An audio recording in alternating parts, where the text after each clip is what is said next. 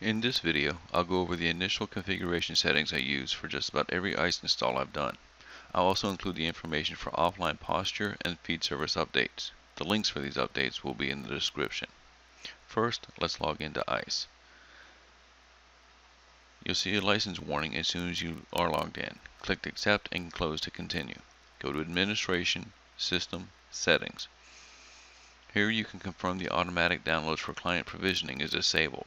I'll explain why this is important later in the video. Next, go to Posture and choose Updates. Click the Update Now button to download the posture updates.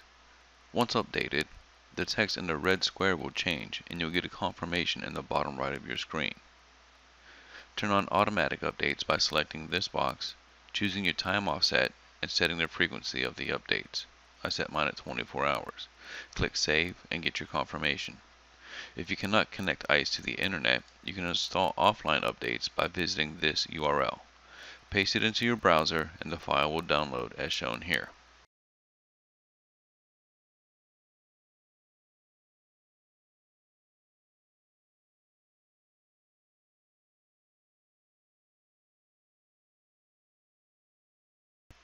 Once the file is downloaded, click the Offline option, then select Choose File. Choose your file, and then click the Update Now button. Then we select Profiling from the menu. This is where you set the actions to be taken when a device is profiled. We'll set the change of authorization type to reauth. You can verify your snmp settings by clicking the Show button. To update the snmp strings, enter the values here.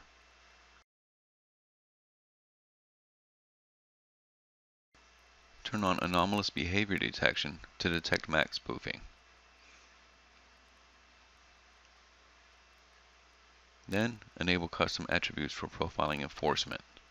Save and go to Protocols, select Radius. Disable suppression for both failed and successful authentications. You want to see all successful and failed authentications while testing.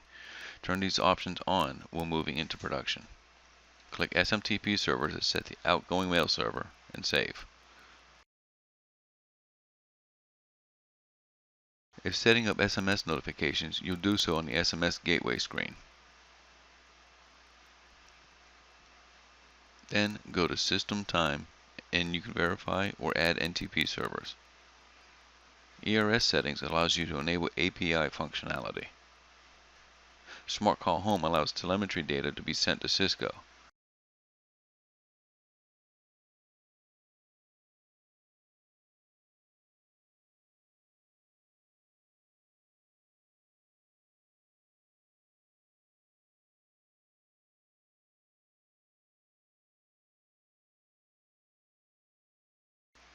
You can verify the data being sent by clicking the Profile Setting tab. Next, go to Administration, System, Admin Access. Click the Password Policy tab and scroll down to the Password Lifetime section. Disable Admin Password Expiration and click Save. Click the Lock Suspend Settings tab and disable the lock account setting. Remember to save. Now click Settings and choose Access. You can set the login banners here. The GUI pre-login banner shows up on the login screen. The post-login is a pop-up that appears once logged in. For the CLI banners, we SSH into ISE.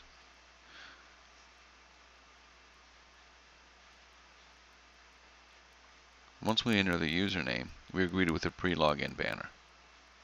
Once the password is entered, we get the post-login banner.